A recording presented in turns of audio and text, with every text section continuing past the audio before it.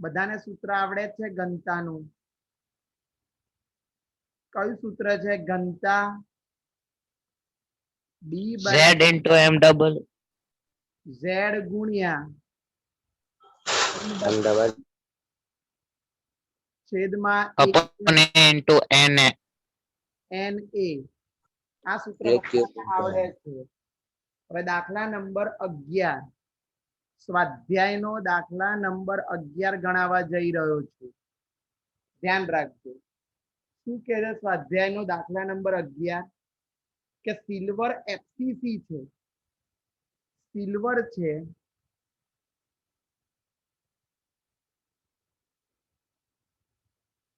FCC રચના ધરાવે છે. હવે FCC છે એટલે Z4 આવવાના. 4. બીજું આપ્યું છે ધારની લંબાઈ. ધારની લંબાઈને A કહેવાની. A આપી છે 4.07 ગુણ્યા 10⁸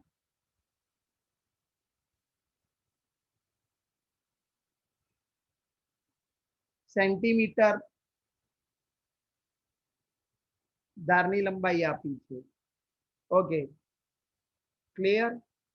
અને ઘનતા આપી છે 10.5 ગ્રામ પ્રતિ સેન્ટીમીટર ક્યુબ.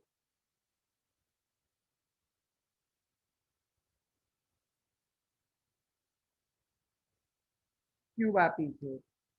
હવે એને તમે જાણો છો 6.022 ગુણ્યા 10⁻23 આવે. એને આવે તમારો 10⁻8 છે, 8 નથી, -8 છે.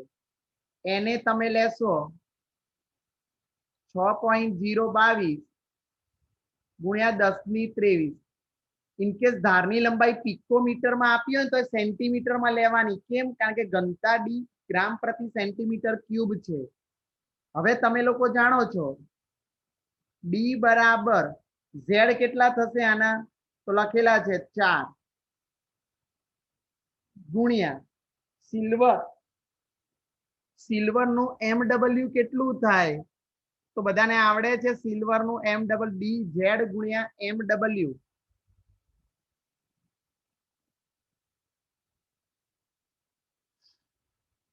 શું થાય? MW શું થાય? શોધવાની છે ને.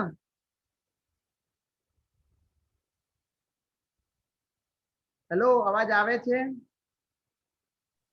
હા સર આવે છે. હા સર. એ છે કેટલો છે? તો 4.07 ગુણ્યા 10⁻8 ગુણ્યા NA 6.022 ગુણ્યા 10⁻23. That implied. હવે D આપેલા છે. D આપ્યા છે 10.5 એટલે એ લખી દઉં અહીંયા 10.5. MW નો સૂત્રનો કરતા બનાવું છું. 4.07 નો ઘન કેટલો થાય?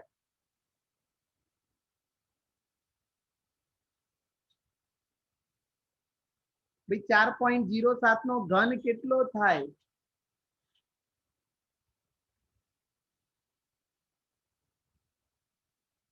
सर સર 67.41 સર ચાર્મિન જોઈન કરો ને.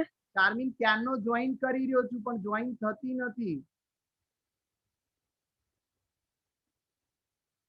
થઈ ગયા.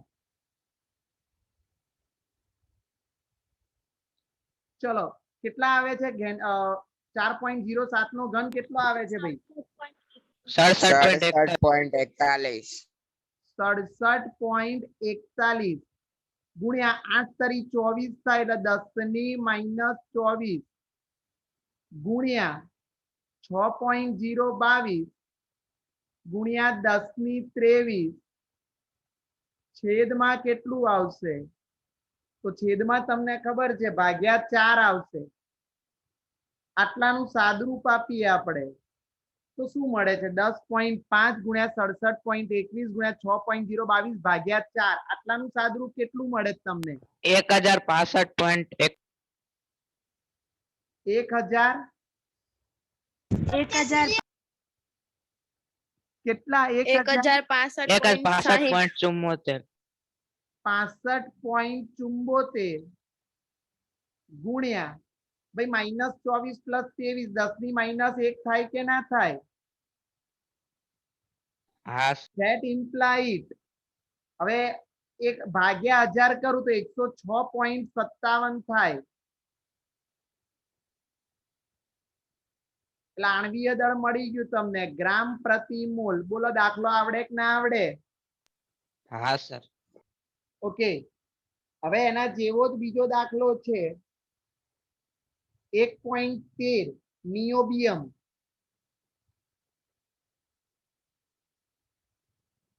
ચલો શું કે છે? નિયોબિયમ અંતઃકેન્દ્રિત એટલે તમને ખબર છે બીસીસી રચના ધરાવે. ઘનતા 8.55 ગ્રામ પ્રતિ સેન્ટીમીટર ક્યુબ. 8.55 ગ્રામ પ્રતિ સેન્ટીમીટર ક્યુબ. શું આપ્યું છે બીજું? નિયોબિયમ નું પરમાણ્વીય દળ એટલે MW આપ્યું છે. શું આપ્યું છે? 93 યુનિટ.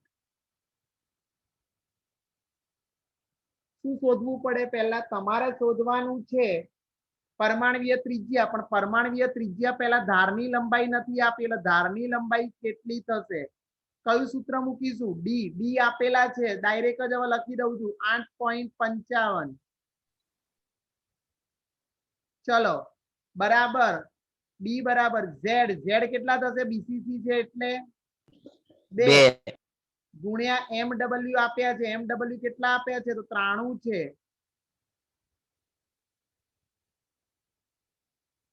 એ ઘન શોધવાના છે અને એને થશે 6.022 ગુણ્યા 10⁻23. ચલો ધેટ ઇમ્પ્લાઇડ એ ઘન ઉપર જતો રહે તો પેલું નીચે આવે તો 2 ગુણ્યા 93 ભાગ્યા 8.55 ગુણ્યા 6.022 ગુણ્યા 10⁻23. ધેટ ઇમ્પ્લાઇડ કેટલો આવે છે? 2 ગુણ્યા 93 ભાગ્યા 8. 131. કેટલા? 3.61. 3.61 ગુણ્યા 10 ની કેટલી થશે ભાઈ? -23. પણ તમે લોકો જાણો છો આના -23 માં ના લેવાય, ઘનમૂળ છે એટલે -24 માં લઈશું. તો ધેટ ઇમ્પ્લાઇડ 36.1 ગુણ્યા 10⁻24 એ ઘન બરાબર. હવે ઘનમૂળ આવડવું જોઈએ તમને. એ બરાબર ઘનમૂળ કઈ રીતે શોધાય? -24 નું ઘનમૂળ તો 8 તરી 24 એટલે -8. પણ ઘનમૂળ કઈ રીતે શોધાય આવડે છે ભાઈ? 36. 2 વખત વર્ગમૂળ 4 વખત વર્ગમૂળ 4 વખત વર્ગમૂળ પછી 8 વખત ને 8 પછી 2 વખત વખત પછી પછી 2 વખત ફરીથી 2 વખત 2 4 8 અને 2 વખત વર્ગમૂળ કાઢો. જવાબ કેટલો આવે જોઈ લો જલ્દી.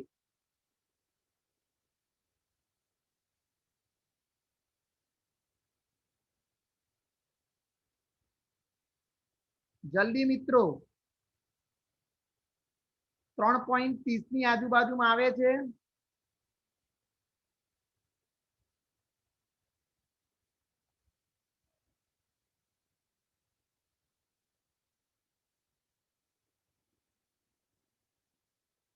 ભાઈ નથી આવતું કઈ?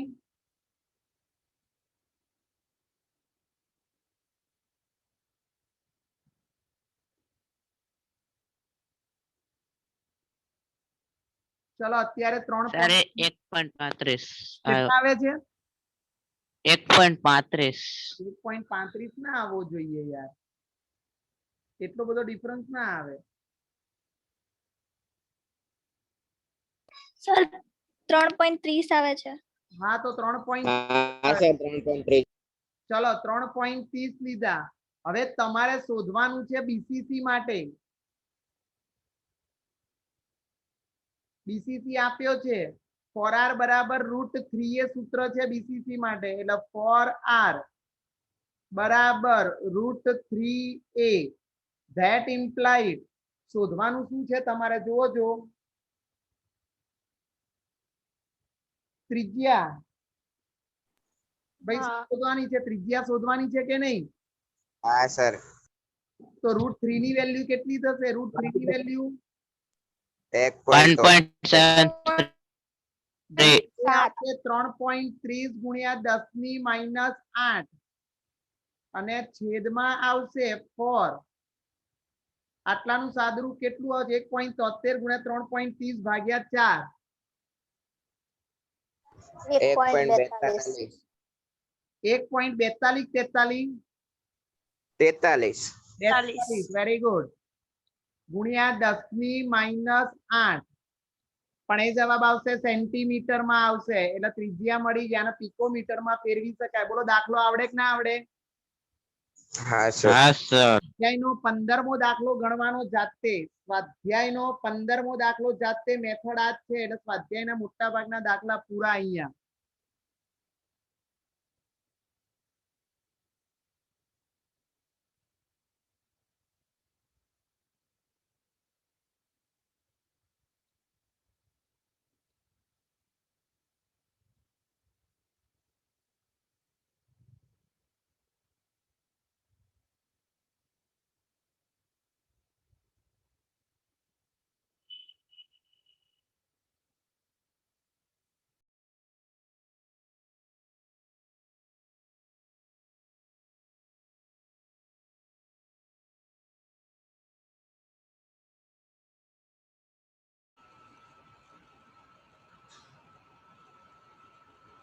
અંતઃકેન્દ્રિત ઘન.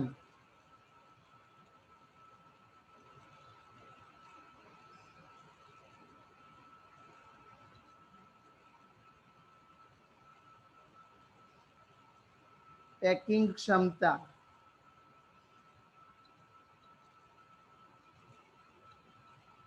તો પેલા અંતઃકેન્દ્રિત ઘનની હું વાત કરું તો કોને દોરાય? અંતઃકેન્દ્રિત ઘન દોરીએ આપણે.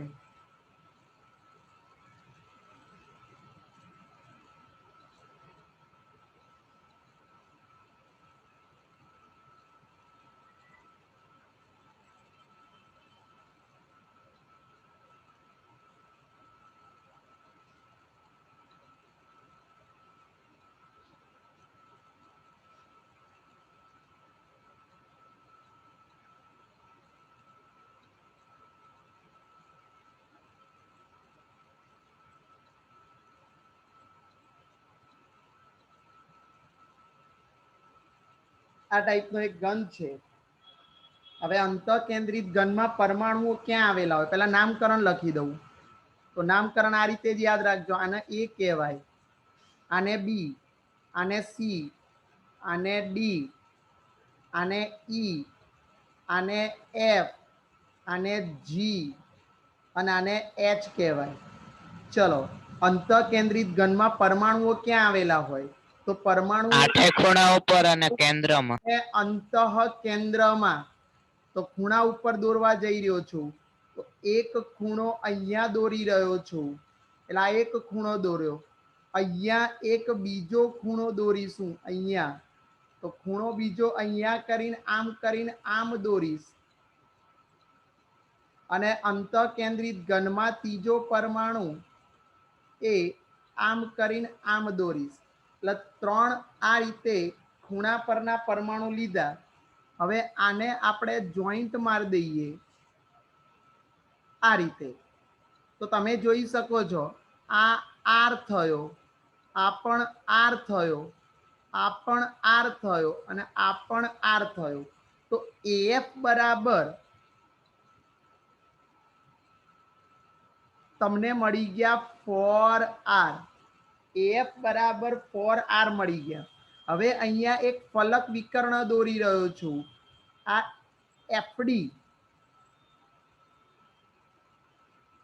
FD એને હું કહીશ ફલક વિકર્ણ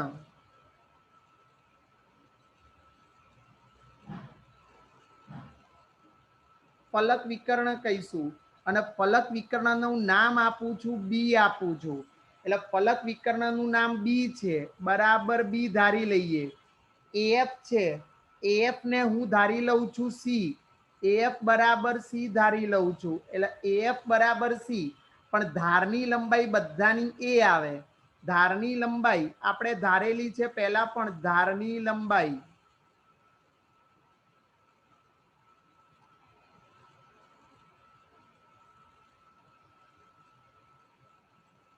એ કહીશું તો આ રીતે આપણને થોડોક ડેટા મળી ગયો હવે એફસીસી માં પરમાણુની સંખ્યા કેટલી હોય પહેલા આપણે એ શોધીએ છીએ તો એફસીસી સોરી બીસીસી આવે તો અહીંયા આને આપણે લઈશું બીસીસી બીસીસી માં પરમાણુની સંખ્યા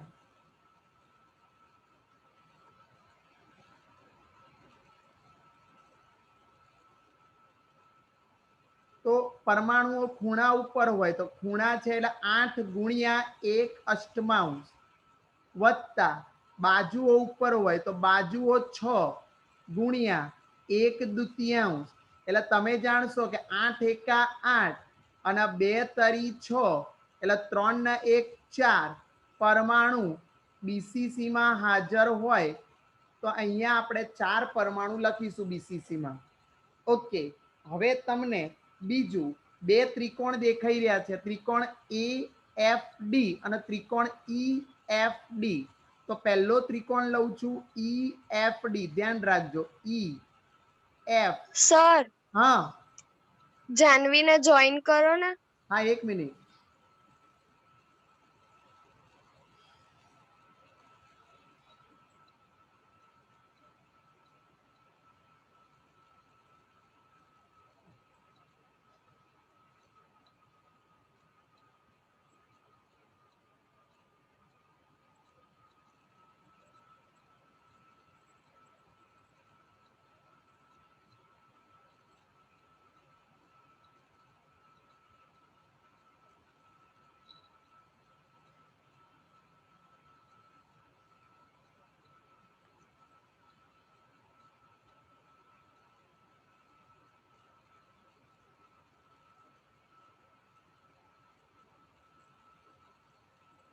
થઈ ગઈ જોઈન જાનવી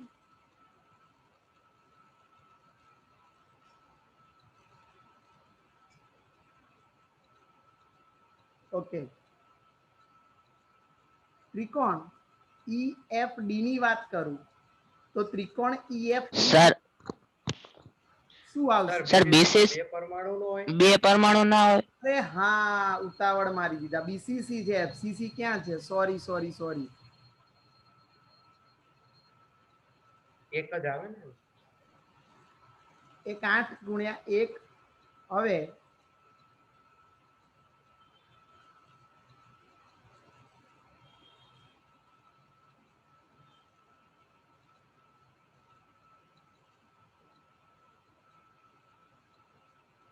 તો અહીંયા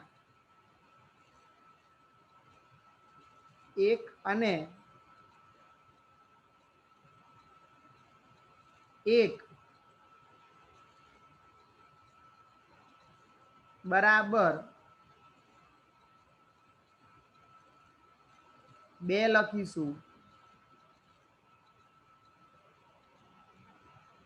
એટલે ખૂણા ઉપર હોય અને 1 અંતઃ કેન્દ્રમાં હોય એટલે 2 હોય હવે ત્રિકોણ EFD લઈશું તો જોઈ શકો છો તમે ત્રિકોણ EFD ની અંદર માપ ખૂણો યાદ રાખજો માપ ખૂણો E બરાબર 90 E બરાબર 90 એટલે તમે પાયથાગોરસ હવે વાપરશો બધામાં પાયથાગોરસ વાપરીએ છે તો પાયથાગોરસ પ્રમાણે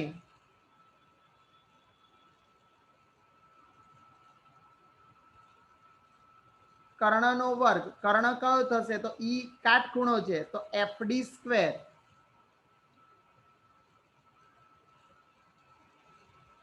બરાબર એફડી સ્ક્વેર બરાબર EF square plus ED square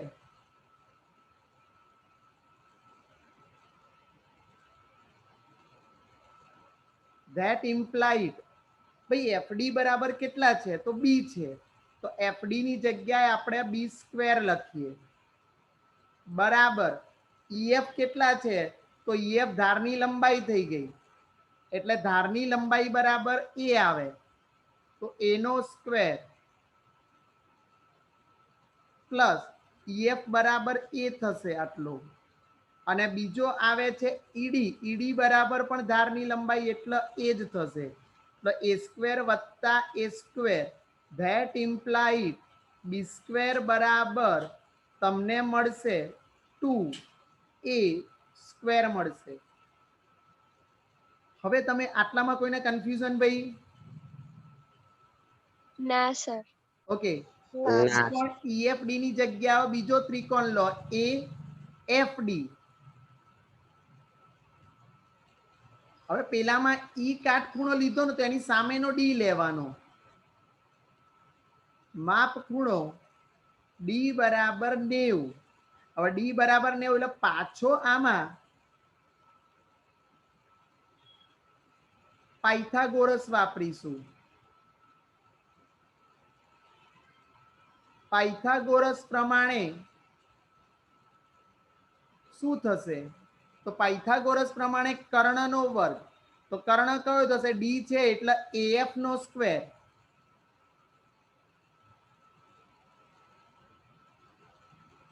બરાબર શું થશે એફડી નો સ્ક્વેર વત્તા એડી નો સ્ક્વેર.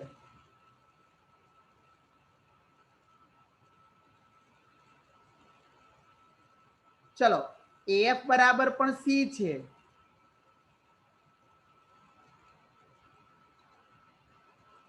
એફડી કેટલા થશે તો એફડી બરાબર બી સ્ક્વેર છે અને પ્લસ એડી કેટલા થશે તો એડી બરાબર ધારની લંબાઈ એટલે પાછી એને એ કીધો એટલે એ સ્ક્વેર લખીશું આપણે. હવે આગળ જઈએ AF બરાબર તો સી સ્ક્વેર બરાબર તો તમને ખબર છે સી બરાબર 4r છે એટલે તમે લખશો 4r નો સ્ક્વેર બરાબર એફડી બરાબર શું છે તો એફડી બરાબર બી સ્ક્વેર અને બી સ્ક્વેર બરાબર 2a સ્ક્વેર છે એટલે અહીંયા લખીશું 2a.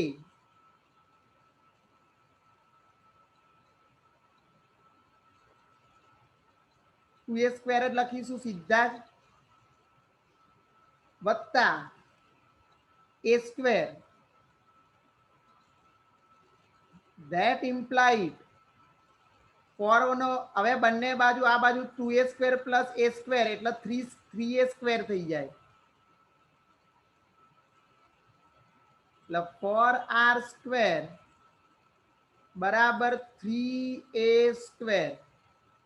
પણ તમે લોકો સારી રીતે જાણો છો બંને બાજુ વર્ગમૂળ કરો તો અહીંયા આવશે 4r બરાબર 3 નું વર્ગમૂળ નીકળી જાય √3a.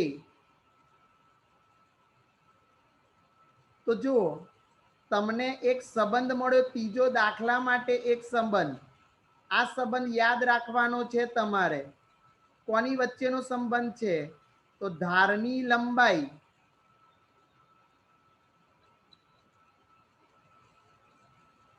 અને ત્રિજ્યા વચ્ચેનો સંબંધ મળ્યો. દાખલા માટે બહુ જ જરૂરી.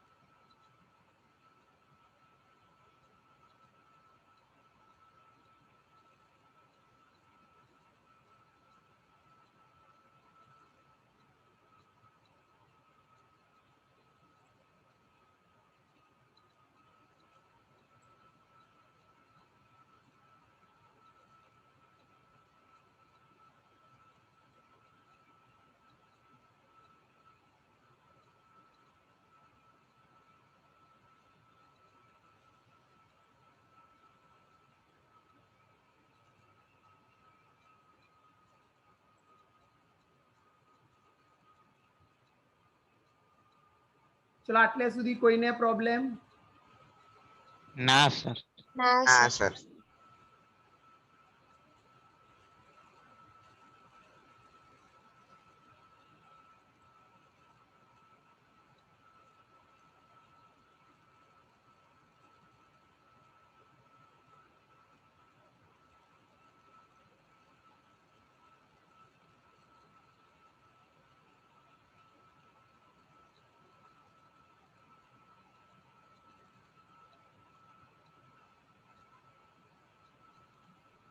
ચલો ઓકે, સ્ટાર્ટ કરીએ હવે.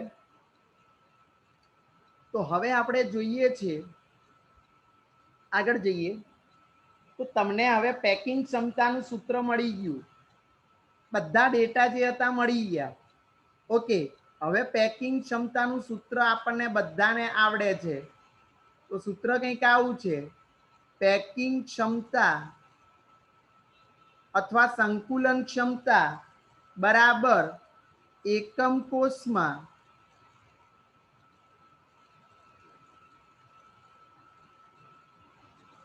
બીસીસી છે એટલે 2 ગોળા દ્વારા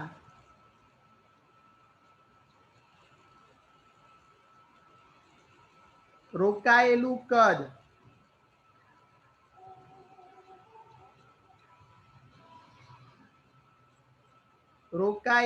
કદ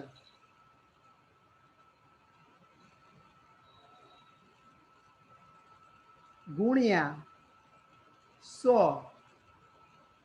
ભાગ્યા શું આવશે, તો એકમ કોષનું કુલ કદ.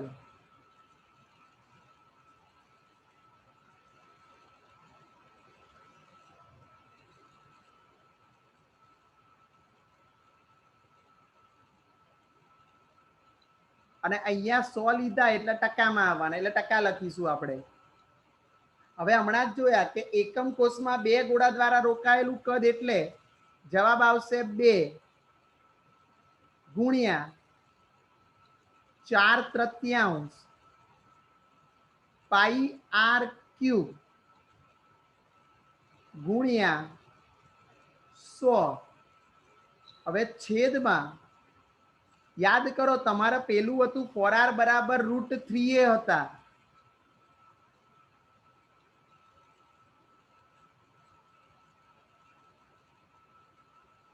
તો a બરાબર શું થઈ જાય, 4r બાય √3. તો આ એકમ કોષનું કુલ કદની કિંમત મૂકી દઉં 1³ 1³ એટલે તમને ખબર પડી કે 4r બાય √3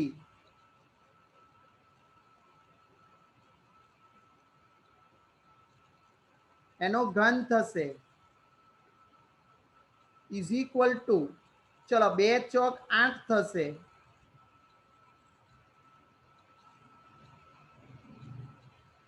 √3 નો ઘન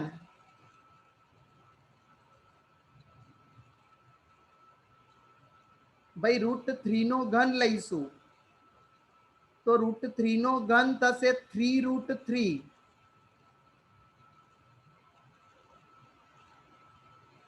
ગુણ્યા પાઈ આર ક્યુબ તો ખરા જ ગુણ્યા 100 છેદમાં 4 નો ઘન, ચોકું ચોકું 16 ચોક 64, આર નો ઘન અને ટકા. જે ઉડતું હોય ઉડાડીએ તો 88 ઉડી જાય, આર નો ઘન ઉડી જાય. બરોબર, તો રૂટ નીચે તગડો 4/3 નો આવવાનો એટલે ગુણ્યા 3 પણ લેવાના, એટલે 3 3 પણ ઉડી જાય. તો વધ્યું શું, તો √3 પાઈ બાય 8 ગુણ્યા 100 અને પાછા પર્સન્ટેજ તો ખરા. ધેટ ઇમ્પ્લાય √3 ની વેલ્યુ કેટલી થાય, તો √3 ની વેલ્યુ થશે તમારી 1.73, બધા જાણે છે. પાઈ ની વેલ્યુ 3.14 ગુણ્યા 100 ભાગ્યા 8 અને ટકા તો ખરા જ.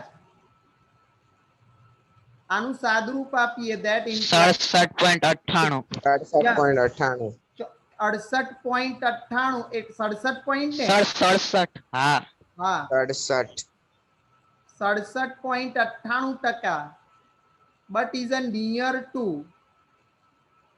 68% લખી શકાય. તો પેકિંગ ક્ષમતા 68% મળી, તો અવકાશ કેટલો મળશે? તો અવકાશ તમને મળશે, કેટલો મળે ભાઈ અવકાશ? 100 32%. વેરી ગુડ, માઇનસ 68 32% જવાબ આવ્યો. તો આની અંદર બે સૂત્રો ખાસ ધ્યાન રાખવાના છે પેકિંગ ક્ષમતાના, એ આપણે લખીશું. ચલો ઓકે. હવે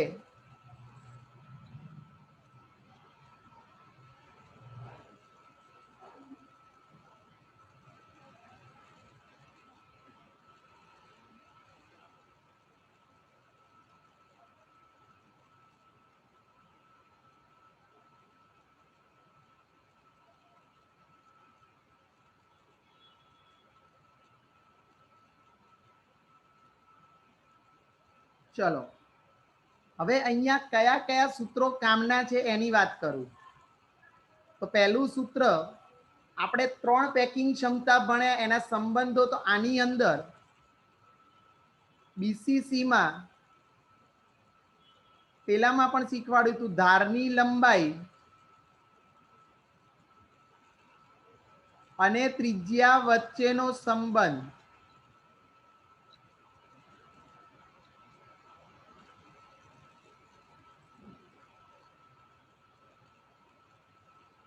બરાબર ફોર આર બરાબર √3a.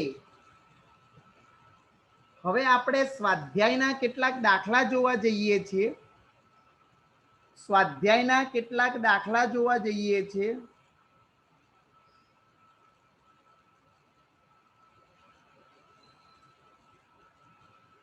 હવે સ્વાધ્યાયનો દાખલા નંબર 12મો બહુ જ ઈઝી છે, આવડે એવો જ છે. શું કે છે? એક સમઘનીય પદાર્થ બે તત્વો P અને Q નો બનેલો છે. એટલે બે તત્વો આપેલા છે તમને.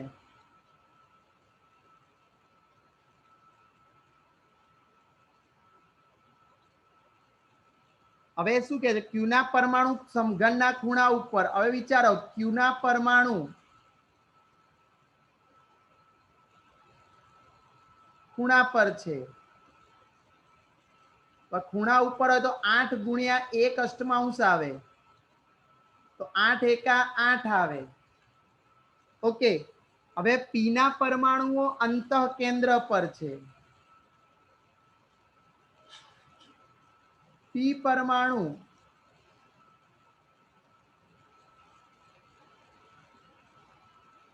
અંતઃ કેન્દ્ર પર છે. ભાઈ અંતઃ કેન્દ્ર ઉપર હોય તો એનો પણ એક જ પરમાણુ આવે.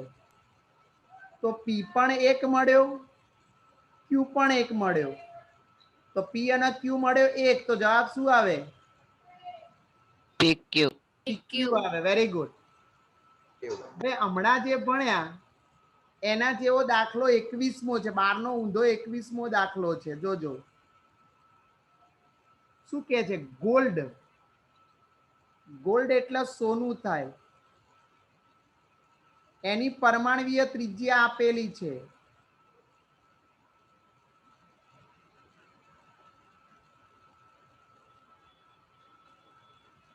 બરાબર આપેલી છે 0.144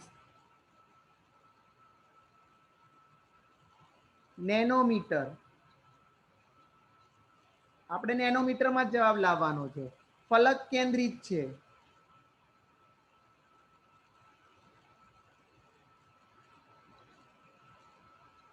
ધારની લંબાઈ શોધવાની છે.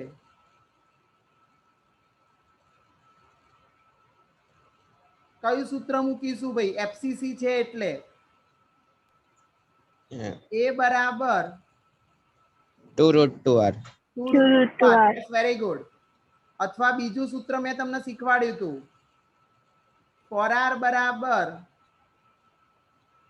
√3a. હવે એની વેલ્યુ શોધવાની છે તમારે, એટલે a બરાબર 2. √2 ની વેલ્યુ કેટલી? તો 1.41. r ની વેલ્યુ કેટલી છે? તો 0.144. બંનેનું સાદુરૂપ આપી દે. 2 ગુણ્યા 1.41 ગુણ્યા 0.144. 0.406. તો 0.406 નેનોમીટર જવાબ આવે અહીંયા. બોલો, ખબર પડી ગઈ બધાને? હા સર. ઓકે. હા સર. હવે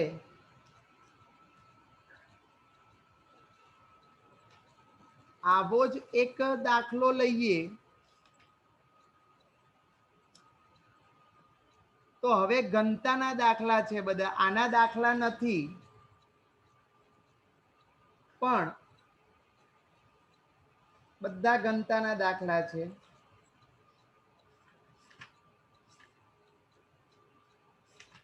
બસ ઉદાહરણમાં કે એમાં મળતા હોય તો શોધીએ.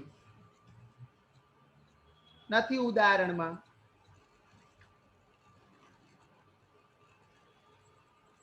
ચલો ઓકે. તો હવે આપણે લીવ થઈને ફરીથી જોઈન થઈશું. હું દાખલા તમને